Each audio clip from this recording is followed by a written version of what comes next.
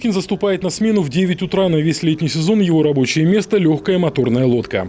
Вместе с коллегами патрулирует береговую зону в районе городского пляжа Кировского парка в местечке Алешино. Иногда заплывают и в Эжву, оценивают обстановку, следят за отдыхающими, предупреждают об опасности на воде. Раньше бывали такие ситуации, что детей без присмотра оставляли. Получается, подъезжаешь, ругаешься, конечно, они там, вот мы на речке выросли, а вода ведь ошибок не прощает.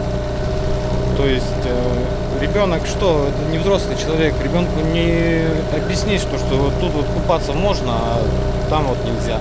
С начала летнего сезона в Коми утонуло 28 человек, 8 из них дети, и это самая чудовищная ошибка родителей. Оставлять без присмотра малышей категорически нельзя. В воде даже взрослый натренированный спортсмен может не справиться с сильным течением. Спасатели напоминают, отдыхать и купаться можно лишь в специально оборудованных, проверенных местах. На данном местечке пляж, да, Кируль, купание разрешено, пляж официально открыт для купания.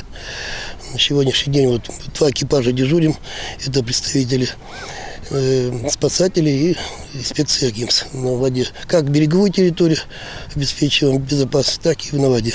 Для предотвращения несчастных случаев на воде в эти дни в городах и районах Коми проходит профилактическая акция «Вода. Безопасная территория». Спасатели и волонтеры проводят рейды. Государственные инспекторы центра ГИМС наглядно показывают, как оказать помощь утопающим, демонстрируют служебную технику. Конечно, вода, сами знаете, дает в себе большие опасности. Это, прежде всего, глубокие ямы, сильное течение, водовороты. Каждый год рельеф дна меняется.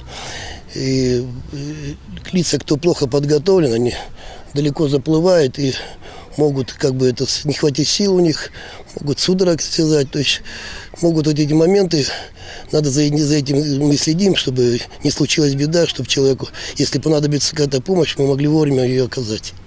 И уж тем более никаких купаний в состоянии алкогольного опьянения, говорят спасатели. Специально для работы с таким контингентом они привлекают полицию. А вот белорусские коллеги из МЧС пошли еще дальше и сняли социальный ролик. Вот что может случиться, если купаться под шофе. Что ты ему говоришь?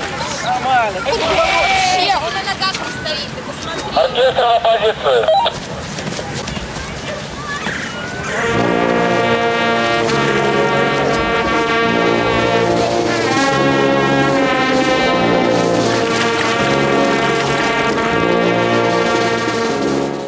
Создавать подобные художественные образы наши спасатели все-таки не решаются, предпочитая работать непосредственно в поле, а точнее на пляже и на воде. Всего с начала сезона проведено 680 профилактических рейдов, более 13 тысяч бесед. Составлено 460 протоколов. Среди основных нарушений – купание в запрещенном месте и нахождение в лодке без спасжилетов. Алексей Корчма, Олег Костромин, телеканал Юрган, Сыктывкар.